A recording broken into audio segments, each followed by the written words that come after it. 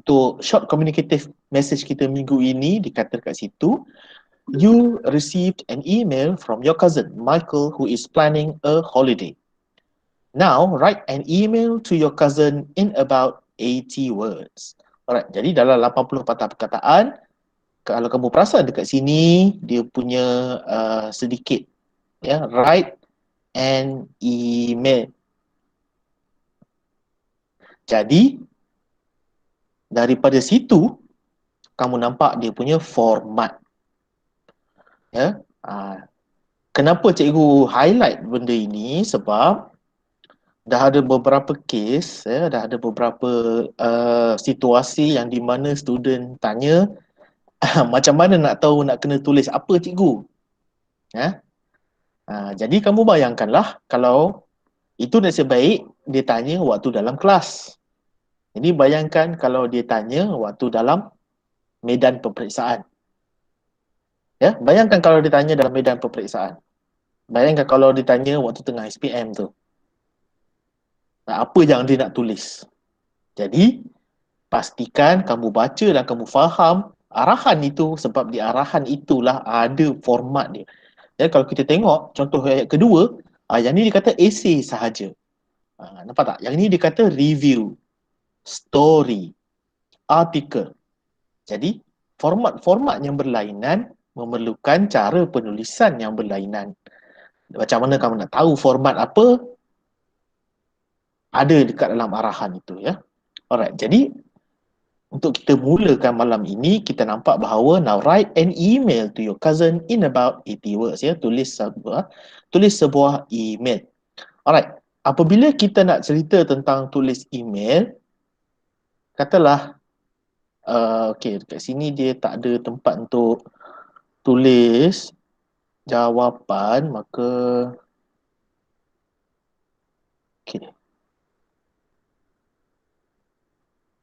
alright, kelas, email kena ada apa?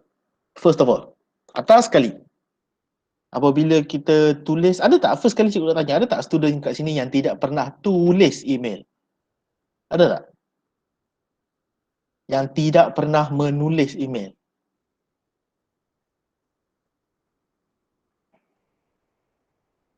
Ada tak? Harapnya semua tahulah, semua dah ada pengalaman menulis email sendiri, menggunakan email-email kamu untuk menghantar mesej ke, kan, macam-macam lah. Okay, so first of all, apabila kita menulis email, first kali kena ada apa, kelas?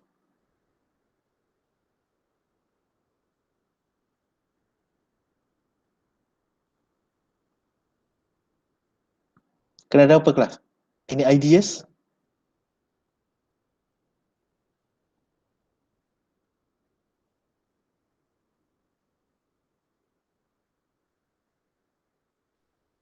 Macam mana nak tulis email? Alamat? Nama email tu. Sorry? Nama penerima tu ke? Nama penerima. Okay, first kali kena tulis bukan nama penerima, Apabila kamu hantar email, dia kena ada email penerima itulah, kan? Alamat email penerima itu. Jadi dekat dalam soalan kita ini, penerima email kita ialah Michael, iaitu kita punya cousin. Jadi kamu reka je lah apa-apa email pun yang nampak macam logik sikit, kan? Kalau nak senang je, michael@gmail.com, dah senang. Dia takkan test benda ni. Jadi asalkan kamu tak berapu dekat sini, you should be okay. And then selepas tu kena ada from, yang macam kawan kita tulis dekat dalam messages tu. Next kena ada from, and then kita punya email lah. Jadi kalau macam cikgu, abdulrahman@gmail.com, alright. And then kena ada email subject. Email subject ni sebenarnya yang student selalu lupa. Email subject ni sebenarnya yang student selalu lupa. Kalau kamu tengah menulis email untuk kamu punya kalau macam tulis email hari-hari biasa, tak ada subjek pun tak apa. Tetapi untuk menjawab soalan SPM, kalau diminta kamu tulis email, mesti ada tiga benda ni ya. Mesti ada to, ya, penerima, mesti ada from, iaitu penghantar kamulah, and then kena ada subjek. Kena ada tiga ni, baru kamu dapat markah penuh untuk format. Ya, itu ialah untuk mendapat markah penuh untuk format. Jadi uh, untuk subjek, okay, jom kita tengok dia minta kita buat apa sebenarnya. Jadi you received an email from your cousin Michael who is planning a holiday. Hi there, I noticed you went to Port Dickson recently and had a great time. We are planning a family holiday there soon. Where did you stay? What can we do there? Are there any indoor activities in case it rains? Looking forward to your reply. Bye. Okay, jadi dekat uh, dekat sini apa subjek yang sesuai? Apa subjek yang sesuai untuk soalan ini ialah satu email yang tanya soalan lah kan sebenarnya kan.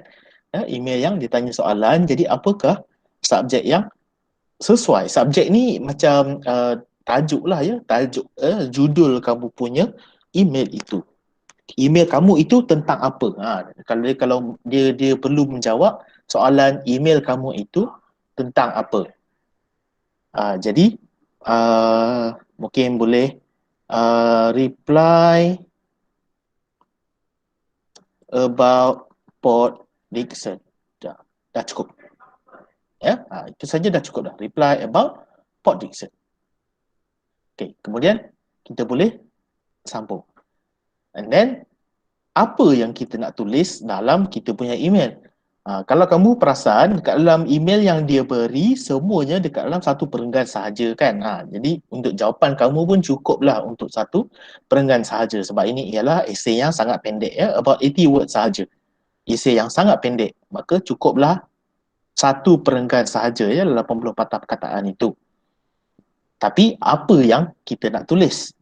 Ya, jadi first kali tak boleh apabila kita menulis sesuatu yang bakal diterima oleh orang lain, contohnya macam surat, ya, contohnya macam email, especially yang informal macam ini kan, sebab ini penerima itu ialah kita punya cousin, maka email yang kita tulis itu first kali tak boleh terus-terus jawab sahaja, ya.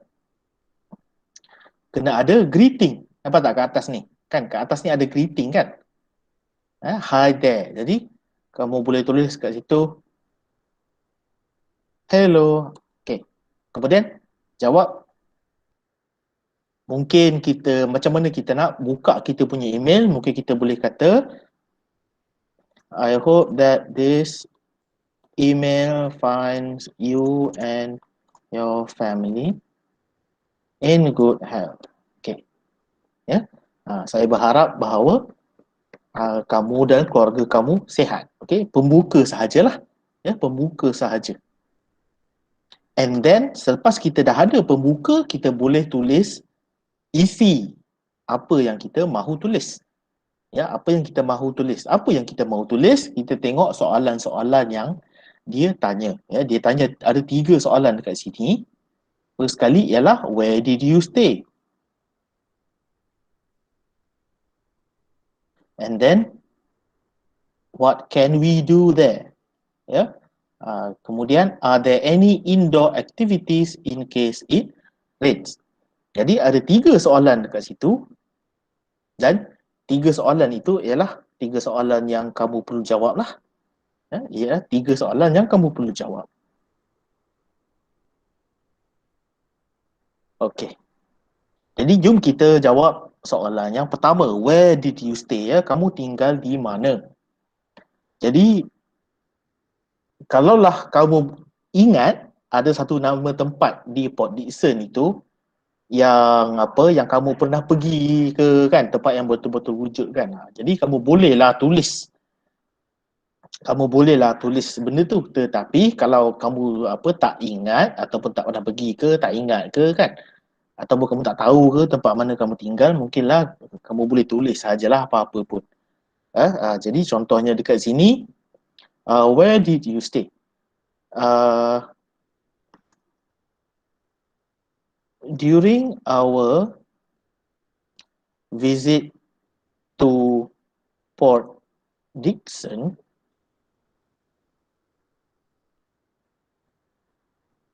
we stayed at the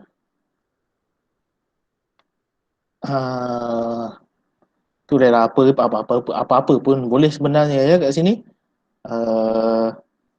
Setia Bayu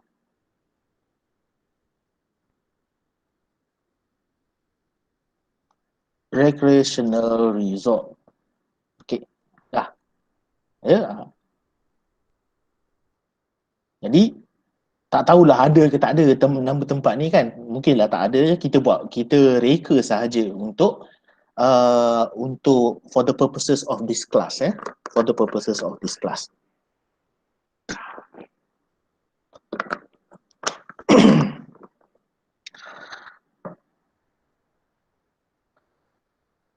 And then mungkin kamu nak kembangkan sedikit ke kan, kamu nak tambah sedikit detail we have stayed there before and we enjoyed our stay there.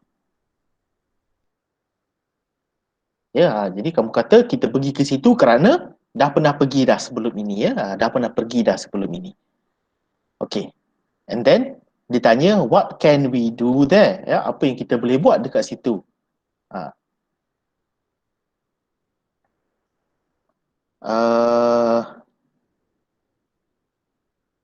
During your visit to Port Dickson, you could obviously mungkin tak kata obviously lah first and foremost visit the beaches. Kalau pergi Port Dickson, of course lah pergi ke pantai kan. You can of course visit the beaches. Pertama-tama sekali visit the beaches. Mungkin kita nak terang sikit if you plan your visit during off peak days, the beaches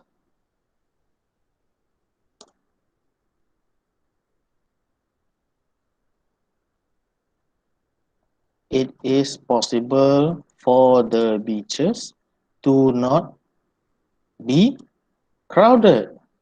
Jadi kita kata kalau kamu plan visit during off peak. Off peak ni maksudnya hari-hari yang di mana bukan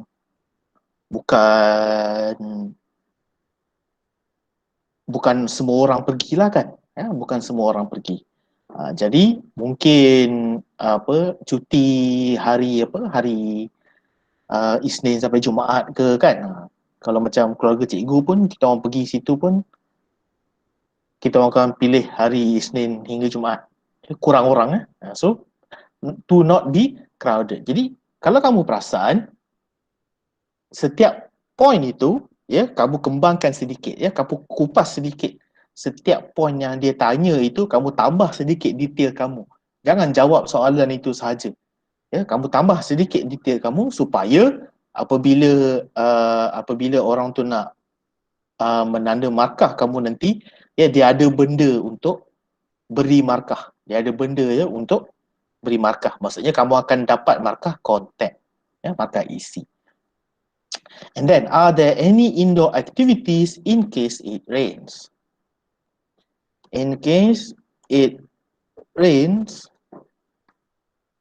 There are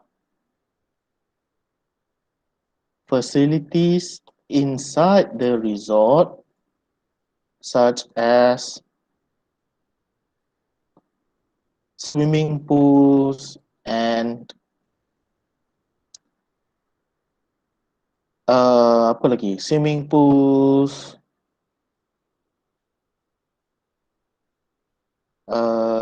inside saunas and massage parlors, katalah. Ya. Jadi itu semua ialah contohnya macam swimming pool, ya, sauna ya, di dalam, and then tempat-tempat urut. There are also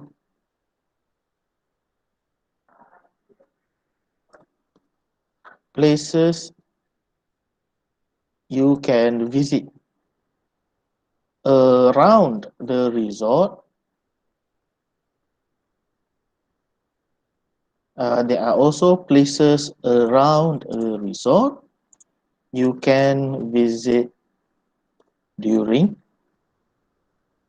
in case it rains.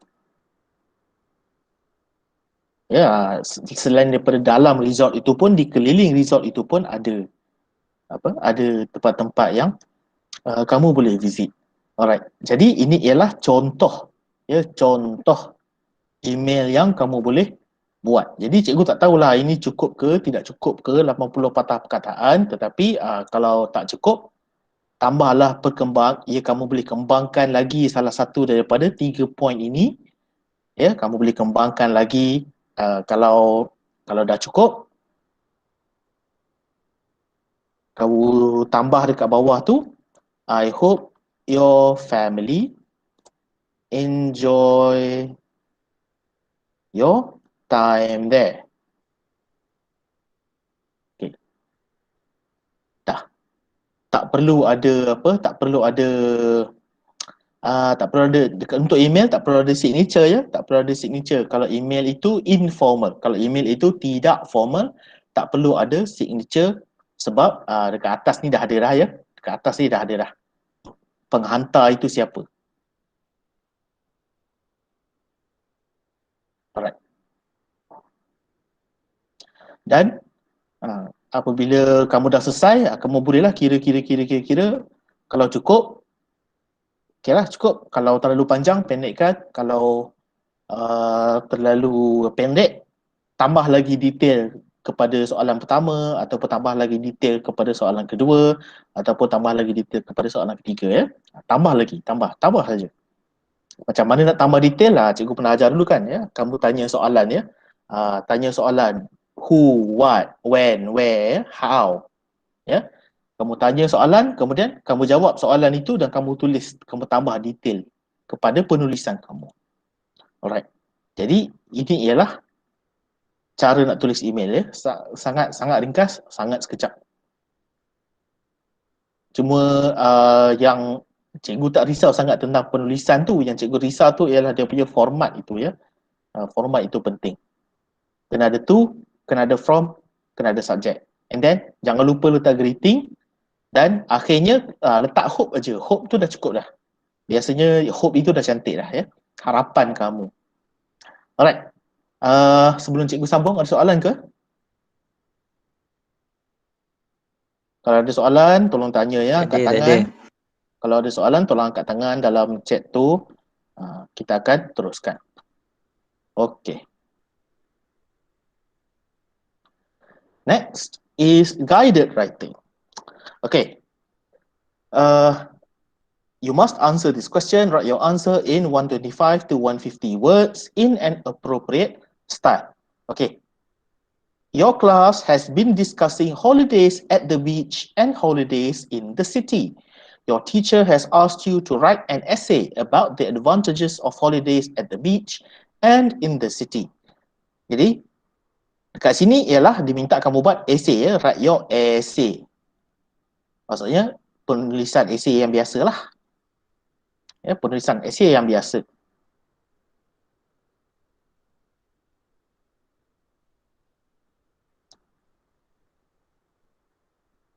Using all the notes. Dekat sini kamu perasan dia ada bagi 3 notes ya. In your essay you should write about point number 1, the advantages of holidays at the beach.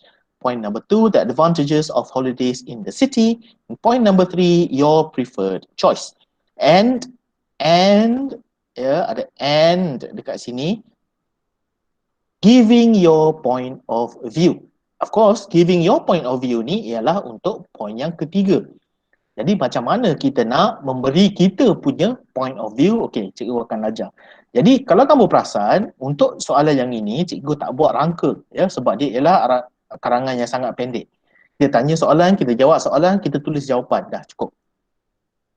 Tetapi untuk yang panjang dan macam esei macam ni, dia akan ada sekurang-kurangnya 3 perenggan. Kan? Sekurang-kurangnya ada 3 perenggan. Jadi perlu ada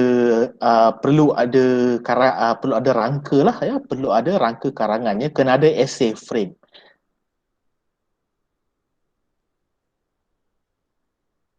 Alright, jom first kali mari kita buat dia punya essay frame terlebih dahulu, dia punya rangka karangan dia ya.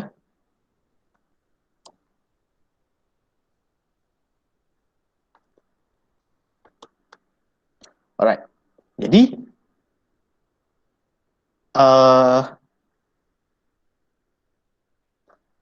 untuk setiap karangan ada 3 bahagian ya, ada introduction, ada content dan ada conclusion. Jadi untuk soalan point of view macam ini, soalan dia punya conclusion dia ialah kamu punya ni yang ketiga ni, preferred choice ya, kat mana pilihan kamu. Dan introduction ini pun sebenarnya tak perlu panjang ya. Kejap lagi tengok macam mana cikgu buat. Okay, first kali untuk introduction kita introduce the topics being discussed. Ya, kamu perkenalkan topik-topik ya. Kalau macam dekat dalam essay ni ada 2 topik kan ya, holiday at the beach, holiday in the city. Jadi kamu introduce the topics being discussed ya, perkenalkan topik-topik yang sedang didiskusikan. Kemudian untuk content, first kali ialah advantages of holidays at the beach ya. Content number 1, advantages of holidays at the beach. Okey. Jom kita bincang apakah advantage ya? Apakah advantage kita holiday dekat beach? Apa kelebihan dia? Kenapa patut pergi ke laut? Any ideas? Ya, kalau orang tanya apa yang bagusnya pergi ke laut tu? View dia lawa. Ya, kita boleh kata tapi dekat city pun ada juga view yang lawa kan. Tetapi mungkin kita boleh kata natural, beautiful view of the natural world, katakan ya, beautiful view of the natural world. And then ada kawan kita lagi suggest lagi, very good one, fresh air ya, fresh air. Ada tak lagi satu? Cuba bagi lagi satu.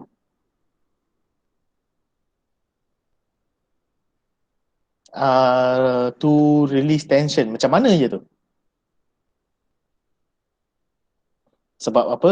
Kalau biasanya kita bercuti ni memang untuk release tension kan, tak kisahlah kamu bercuti kat mana pun. Ya, kamu bercuti kat rumah pun boleh release tension juga. Jadi apakah kelebihannya pergi ke pantai? Apa yang kamu tak boleh dapat kat tempat lain?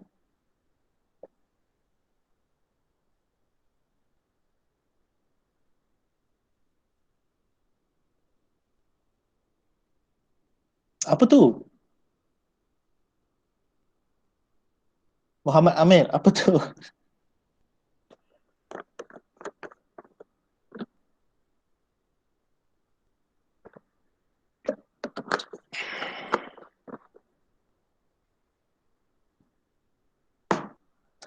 Right. And then ada kawan kita tulis the sound of the waves relaxes our mind. Jadi kita boleh kata apa? Apa yang kita boleh kata from that?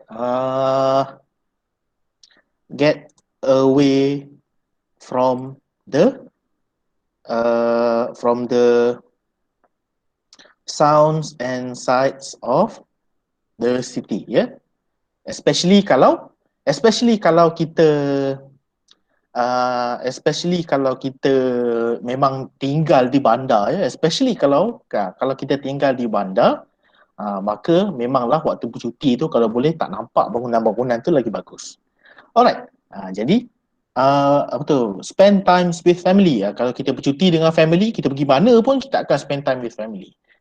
Ya. Alright. Okay, jadi jom kita try dengan 3 ni dulu.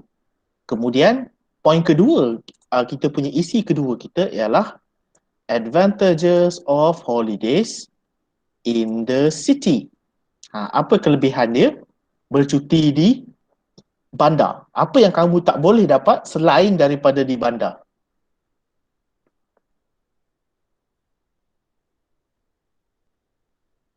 Any ideas?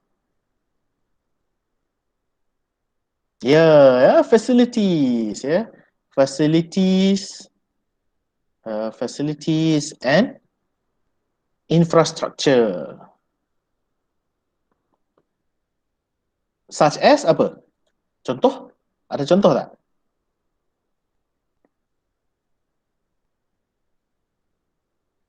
Ada contoh tak? Facilities and infrastructure. Yang kamu tak boleh dapat selain daripada di bandar.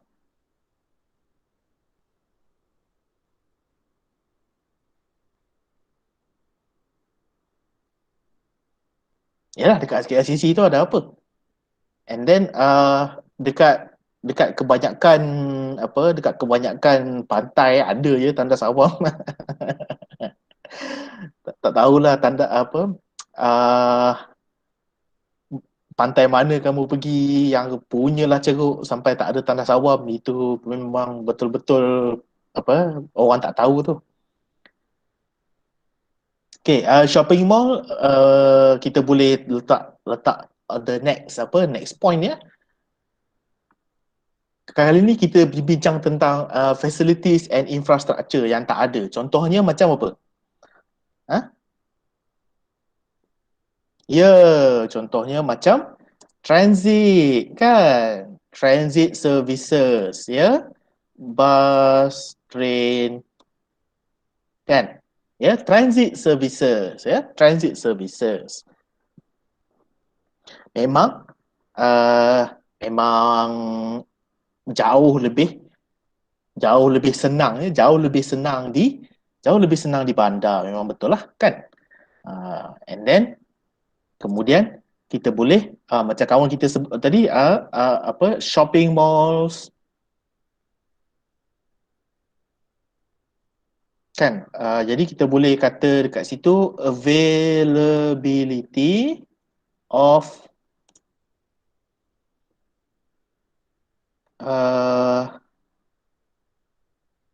places of interest such as jadi kalau macam dekat bandar biasalah semua benda dekat. Semua benda dekat. Kamu nak pergi shopping mall, dekat kamu pergi dekat situ ada satu, ya. Kamu naik train turun stesen seterusnya ada lagi satu. Sebelah dia ada lagi satu kan. Jadi ada banyak places of interest, ya, such as shopping malls, apa lagi? Tempat kalau shopping untuk membeli belah, selain daripada membeli belah, apa lagi yang kita buat kalau kita bercuti di bandar? Kita cerita tentang tempat dulu. Ya? Ada tak? Memang kita dah lama sangat dah tak ada bercuti. Katalah pergi ke KL Central mana-mana ke kan. Memang dah lama sangat lah tak terbuka tempat-tempat tu. Ya, Sunway Pyramid ke apa ke memang dah lama langsung dah tak pergi. Sampai dah terlupa dah ada apa dekat situ. Tetapi apa yang kita boleh fikir ada dekat situ. Contoh. Ya, tempat-tempat hiburan, ya, entertainment such as apa? Contohnya, ya. Apa contoh-contoh tempat-tempat hiburan yang kita boleh tulis?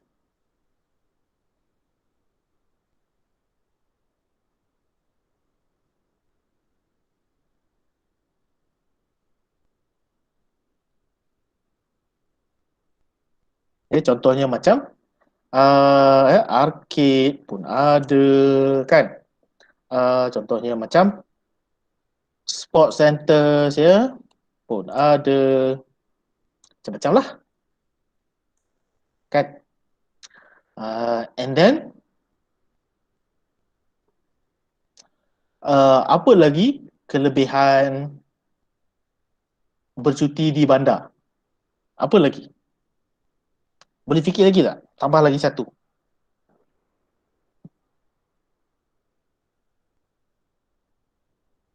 Infrastructure and then entertainment, gain knowledge about urban development. Wow. Kamu bercuti kalau nak belajar tentang benda-benda tu ke? Cikgu kalau bercuti, cikgu tak fikir dah pasal benda-benda tu.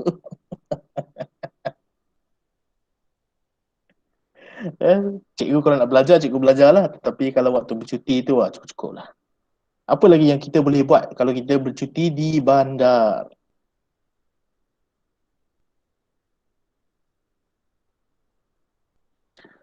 Diversity, betul? Ya. Diversity of choices.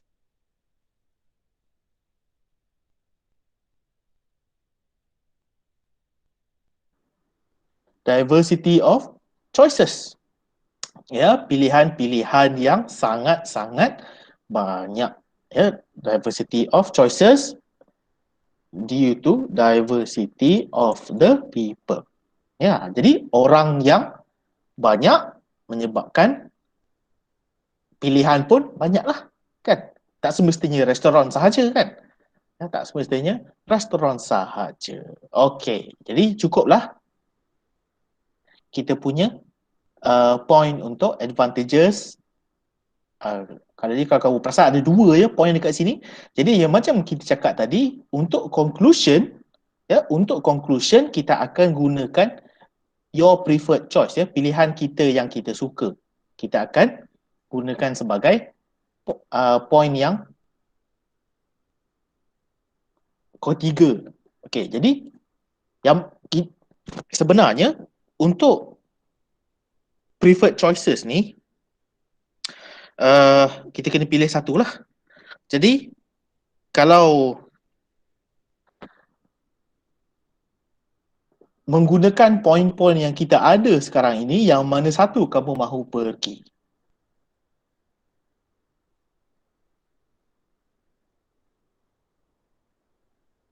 Kelas. Ya, kalau cikgu pun sebenarnya cikgu nak ke pantai ya. Dah boring dah tengok dinding, betul tak? Kan? Dah setahun lebih dah kita tengok dinding. Kan? Ya, setahun lebih dah kita tengok dinding. Pergi tengok atas dinding, tengok bawah dinding, kiri kanan dinding. Ya. Jadi kalau dapat pergi ke tempat-tempat macam pantai ke apa ke, baguslah kan. Tapi cikgu belum dapat vaksin nombor 2 lagi. So tak boleh pergi lagi.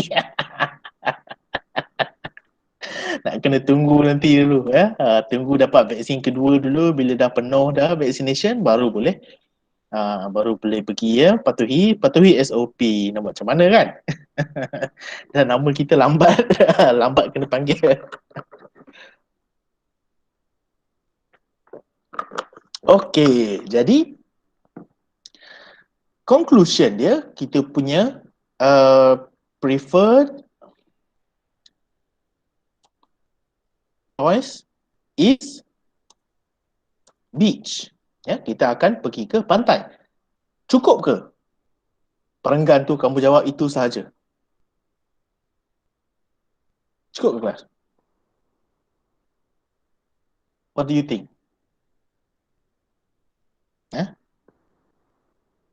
Tak cukup ya?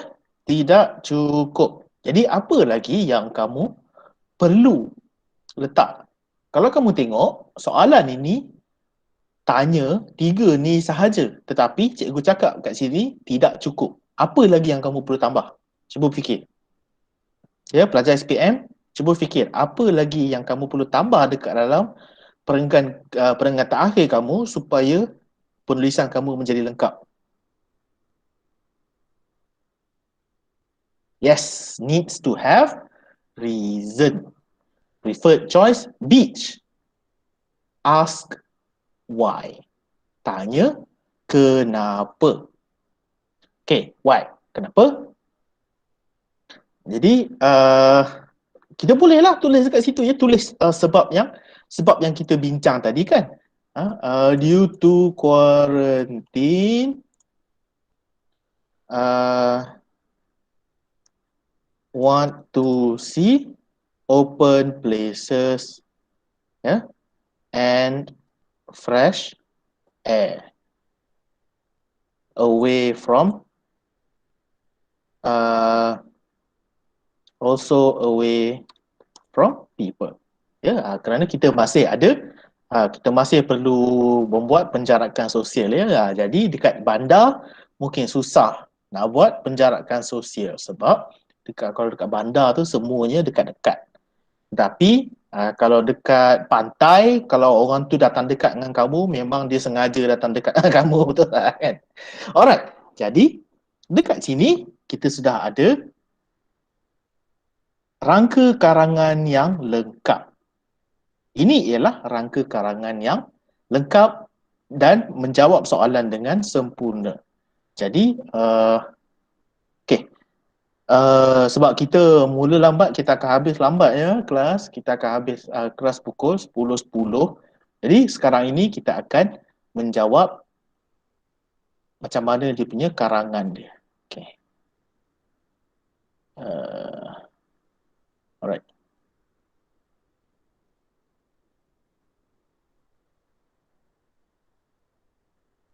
Okay.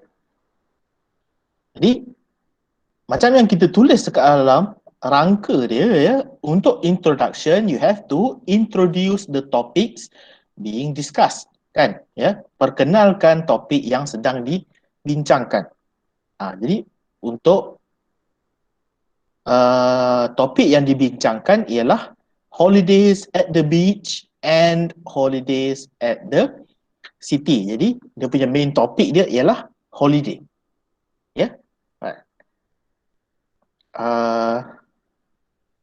Mungkin kita nak letak sedikit pengenalan tentang holidays ya. Holidays are days where we can break from our daily routine and do what we want to do and go where we want to go. Kan? Ya?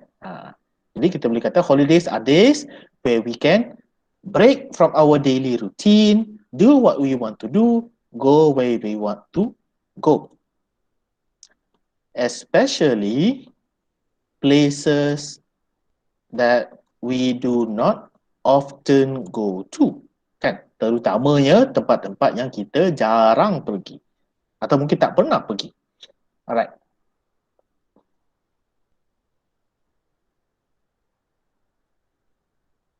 Being discussed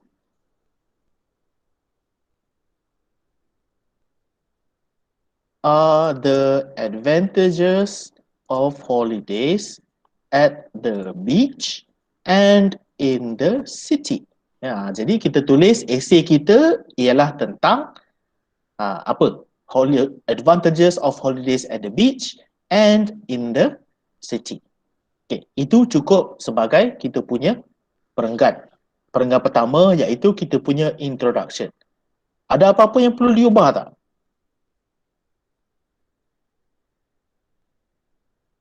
Ada tak benda yang kita kena tambah, kita kena tolak, nak kena darab ke, nak kena bahagi ke, ada tak? Kelas?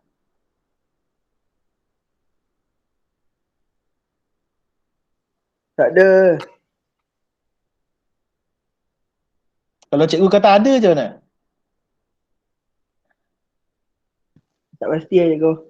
Ha? Ini kamu tengah tulis esei ni.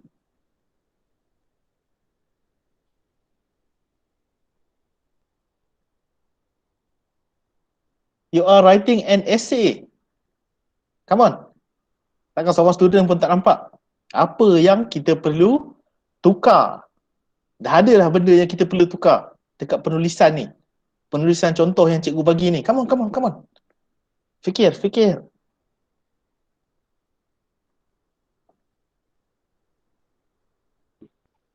Dia tak macam perangan, dia kena ada space depan dia. Iya, dia perlu space perenggan.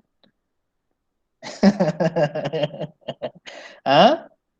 Nasim, Nasim ya? Betul nama kamu Nasim. Ya And then, cikgu.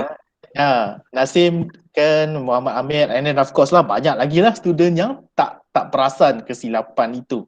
Perlu ada space perenggan itu. Mesti ada sebab ini ialah penulisan esei. Ya. Sekarang baru perenggan ini lengkap. Boleh? Boleh ingat tak? Ke dah lama sangat dah tak tulis esei sampai terlupa langsung?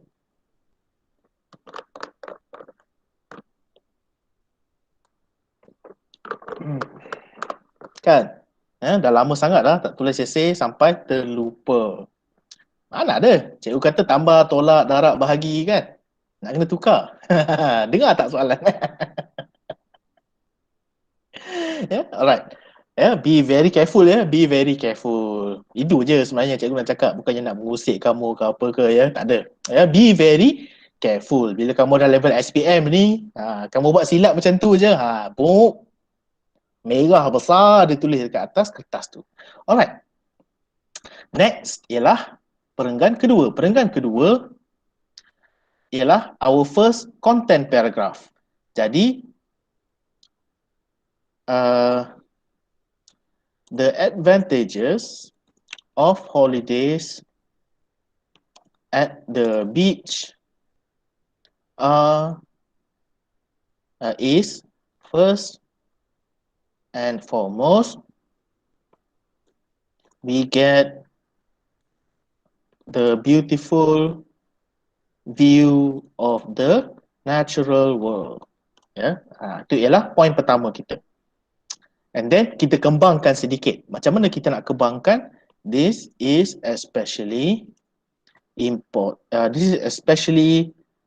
important for holiday goers. Ya, apa maksud holiday goers? Orang yang bercuti lah ya. For holiday goers who came from cities or places far from the sea. Yeah. And then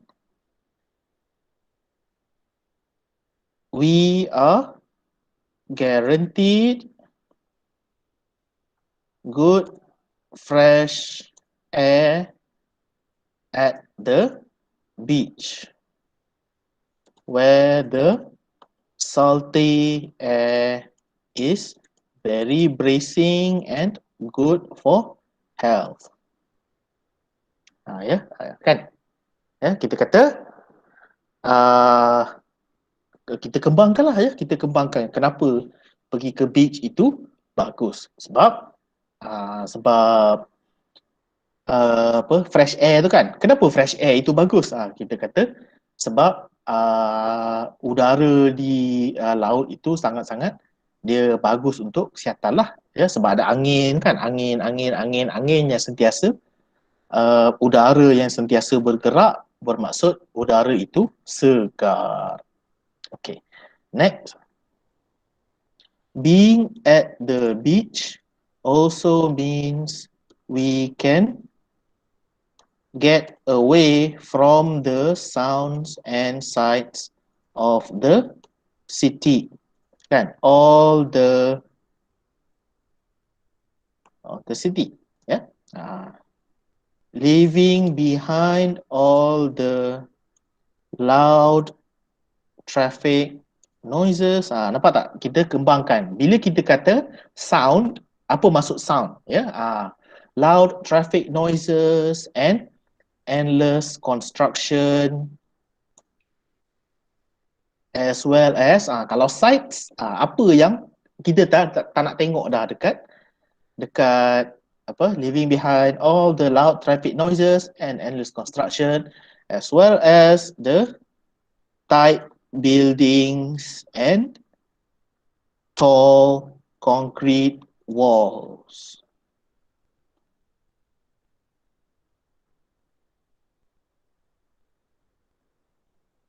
Jadi kita kembangkan dekat sini apakah sounds yang kita nak lari tu.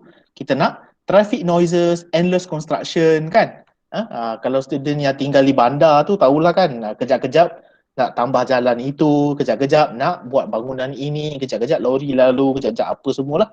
Memang sangat-sangat sibuk, sangat-sangat bising. And then of course, tight buildings and tall concrete walls. Alright. Jadi ini ialah kita punya perenggan kedua. Iaitu perenggan konten pertama kita. And then perenggan konten kedua, kita cerita tentang advantages of holidays in the city. However, holidaying at the city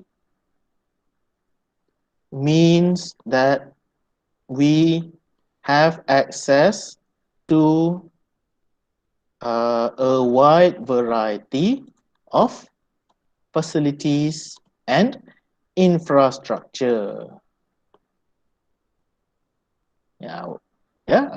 Access to a wide variety of facilities and infrastructure such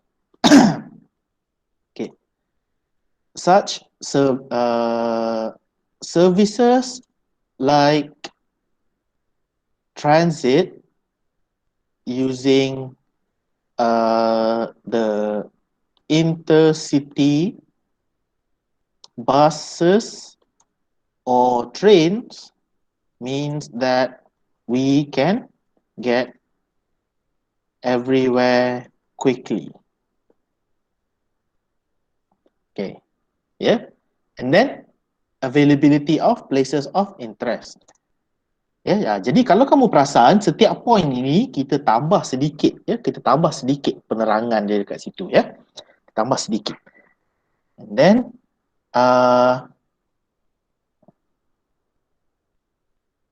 also available in cities are places of interest such as shopping malls and places of entertainment. Mungkin kita tulis places of modern entertainment kan. Kita letak modern entertainment. Such as arcades, sports centers,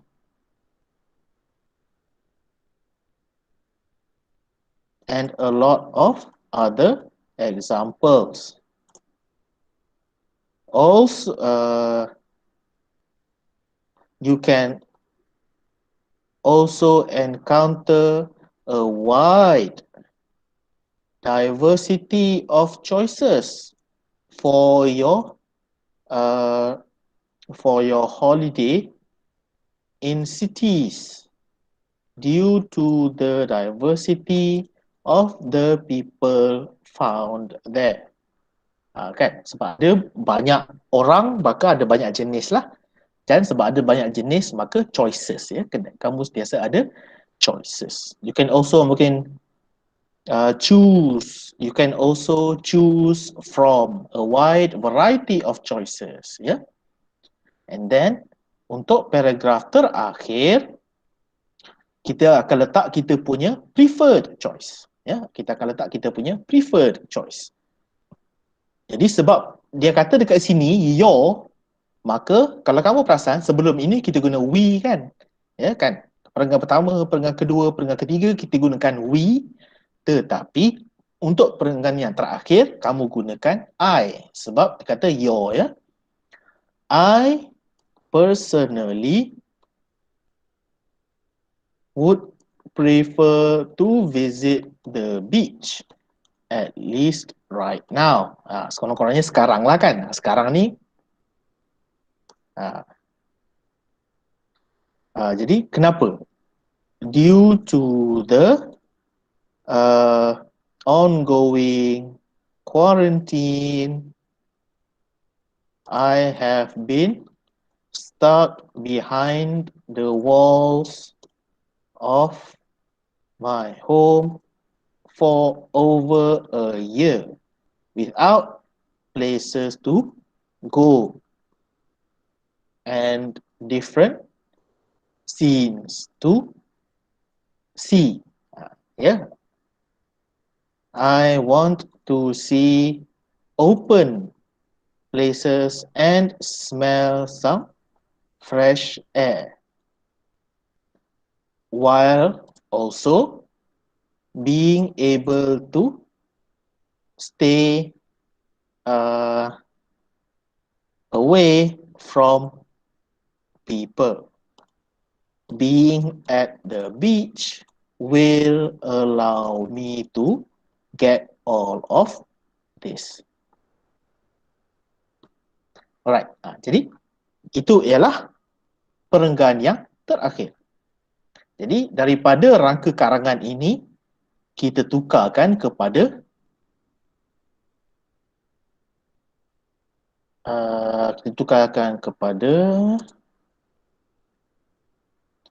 esei yang lengkap.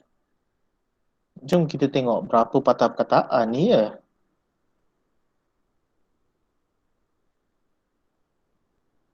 Okey. Oops. Silap. Okey. Jadi inilah contohnya kita buat mula-mula sekali, kita buat rangka, kemudian kita buat karangan. Okey. Jadi nampak tak cara untuk menjawab soalan esei?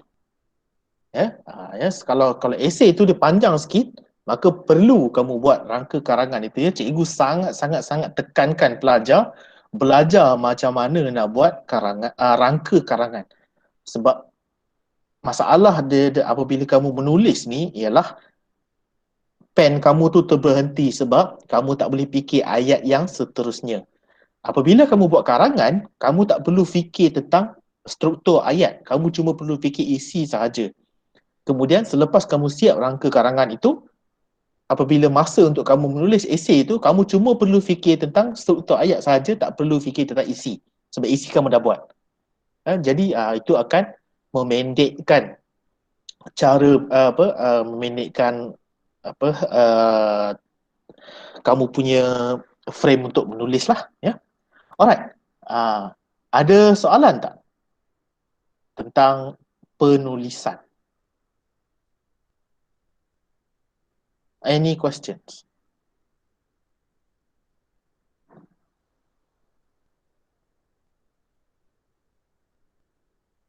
Ada soalan?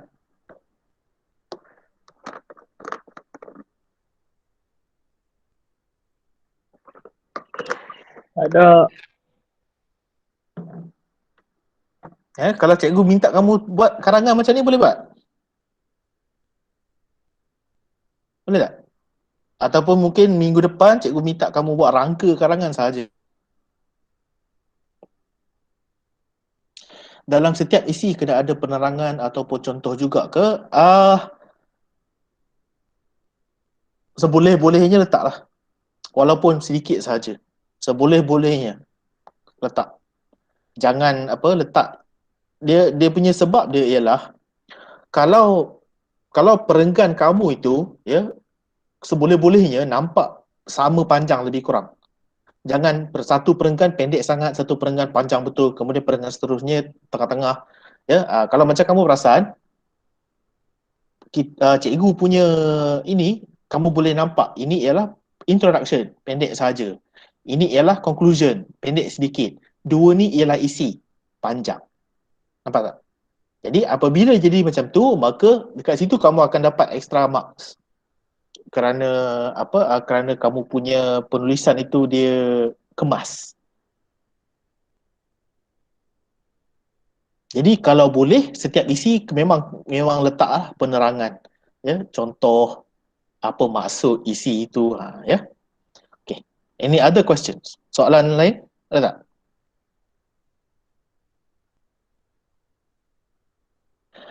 Uh, bebas tu bebas, tetapi kamu kena kamu kena tahulah bila masa kamu nak kena, ada soalan yang perlu satu perenggan sahaja. Contohnya macam email, contohnya macam rumusan, ya. Itu satu perenggan sahaja. Kalau macam esei macam ni, antara 3 ke 5 perenggan lah. Biasanya 3 ke 5 perenggan.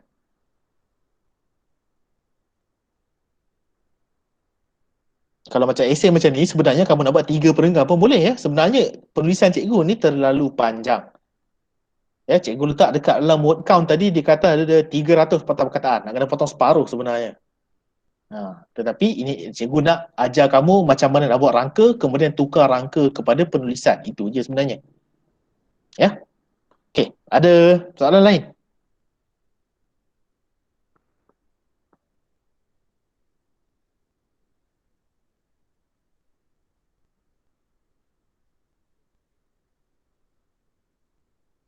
Kalau tiada soalan lain, ya, minggu depan insya-Allah cikgu akan minta kamu buat rangka karangan, ya, bukannya karangan, cikgu akan minta kamu buat rangka karangan, ya, benda ni. Ya, cikgu akan minta kamu buat rangka karangan. Kemudian kita akan bincanglah apa contoh rangka karangan yang sesuai, yang cantik, kan.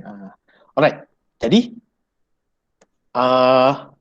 rasanya itu sajalah kelas kita untuk malam ini, insya-Allah.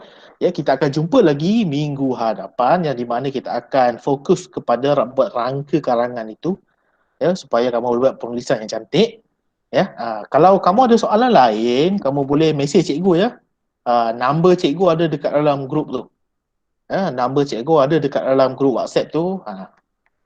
Kamu boleh, ataupun kamu boleh tanya Cikgu Naim, ya, Cikgu Naim minta Cikgu Naim number cikgu, boleh tanya dekat situ. Ya. Boleh WhatsApp cikgu kat situ, insya-Allah. Alright. Jadi cikgu tamatkan kelas dengan bismillahirrahmanirrahim wal hidayah. Assalamualaikum warahmatullahi wabarakatuh. Thank you, Cikgu. Okay. You're welcome. Thank you, sir.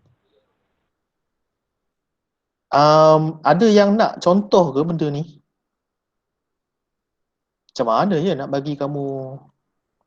Nanti cikgu akan upload kertas yang dah ada ni, ya, yang dah ada jawapan ni dekat dalam grup tu. Kita jumpa minggu depan, insya-Allah. Baik, sir.